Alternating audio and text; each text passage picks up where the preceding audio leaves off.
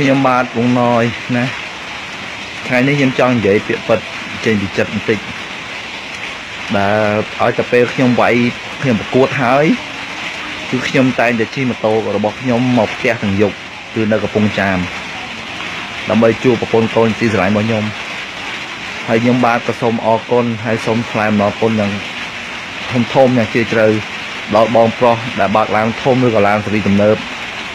ដែលគាត់បានយកយល់ខ្ញុំបាទដោយសារតែខ្ញុំជាអ្នកគឺថាជាអ្នកជិះម៉ូតូអញ្ចឹងគាត់បានទម្លាក់ហ្វាខ្ញុំគាត់បានដូចថាឲ្យផ្លូវខ្ញុំហើយអរគុណមែនតើបងដែលបានយកយល់គ្នាទៅវិញមកអរគុណសម្រាប់ការយកយល់ហើយក៏អរគុណមែនតើហើយក៏សូមប្រាំទៅបងប្អូនដែលបើកឡាននៅសេរីទំនើបឬក៏ឡានធំដែលអត់ដែលទម្លាក់ហ្វាឲ្យអ្នកជិះម៉ូតូនោះដែលខ្ញុំសូមប្រាំទៅបងប្អូនថាខ្ញុំក៏មានម្ដាយឪពុកក៏មានប្រពន្ធកូនទីស្រឡាញ់របស់ខ្ញុំក៏ត្រូវការថែរក្សាពួកគាត់ក៏ត្រូវការជួបពួកគាត់ហើយអ្នកទាំងអស់គ្នាក៏មានក្រុមគ្រួសារក៏មានម្ដាយឪពុកក៏មានបងដែលអ្នកដែលទីស្រឡាញ់របស់ខ្លួនឯងផងហើយក៏គាត់ថាពេលដែលពួកយើងជិះម៉ូតូទៅអ្នកដែលជិះម៉ូតូក៏ដូចខ្ញុំបាទឬក៏អ្នកផ្សេងជិះម៉ូតូទៅក៏តែងតែជួបនៅដូចថាពេ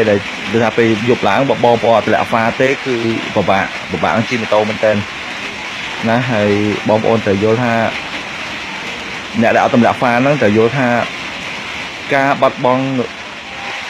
ជីវិតម្ដាយរបស់ម្ដាយឪពុកគឺជាមហន្តរាយដ៏ធំសម្រាប់កុមារអញ្ចឹងសូមបងប្អូនអស់បើកបរពេលយប់សូមមេត្តាយកយល់គ្នាខ្លះហើយក៏